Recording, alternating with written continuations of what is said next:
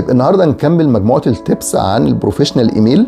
وات اف اللي انا بعت ميل والميل ده مهم، في حاجات كونفيدنشال وبعته للشخص الغلط، الاسم اتلخبطت فيه، بدل ما تكتب كذا كتبت حاجه قريبه منه فراح وانت ما رجعتش كويس.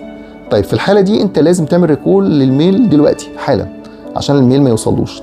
طيب وات اف ان الميل وصل له وجالك الريكول مسج بعد كده ريبورت قال لك لا والله الميل وصل له خلاص، يبقى لازم تبعت ايميل تاني اوفيشال للراجل ده تقول له لو سمحت قلت الميل ده من عندك علشان الميل ده كونفيدنشال.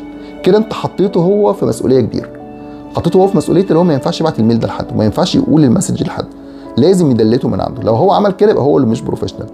لكن لو الميل راح لحد غلط ما ينفعش تعالج ده بمكالمه تليفون. لو انت بعت الميل والشخص اللي قدامك ما ردش، بشوف ناس بتعمل حاجه صعبه جدا، كل يوم الصبح يروح باعت ريمايندر، الصبح النهارده فيرست ريمايندر انا بعت لك انت امبارح وما ردتش عليا، تاني يوم سكند ريمايندر بعت لك امبارح فيرست ريمايندر واول امبارح بعت لك ايميل وما ردتش عليا، تالت يوم لا ده احنا كده مش هي مش حفله.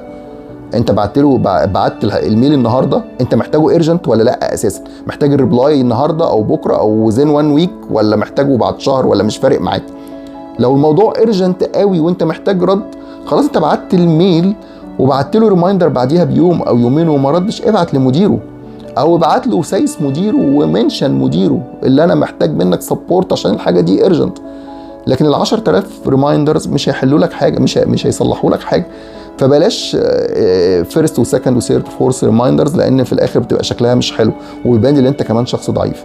ابعت لمديره ومديره ما ردش، دخل مديرك في الموضوع عشان يبعت للراجل ده او يبعت حتى لمديره. في ليفلز كتيره قوي للاسكليشن غير اللي انت تبعت 10000 ريمايندر.